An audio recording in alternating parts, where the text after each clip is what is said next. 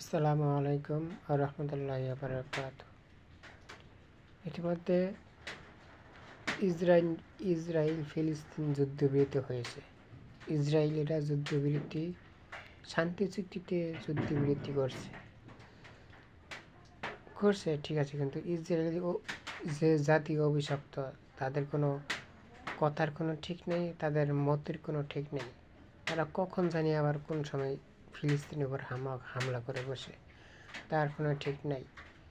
এর আগেও কতবার যুদ্ধবিরতি হয়েছে, যুদ্ধবিরতির ভিতরেই আবার হঠাৎ করে হামলা করা শুরু করেছে।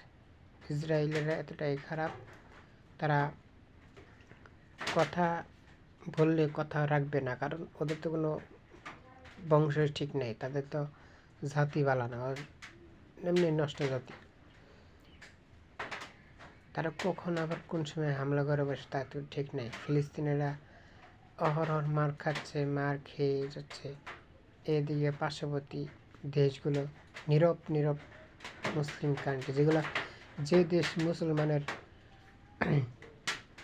মুসলমানদের সবচেয়ে বড় দেশ সৌদি আরব, তারা এখন নীরব, তারা কিছু বলে না। শুধু মাঝে মাঝে এমনি কিছু বলে যে আমরা আছি, আমরা পদক্ষেপ নেব, আসলে কিছুই করতে পারে না।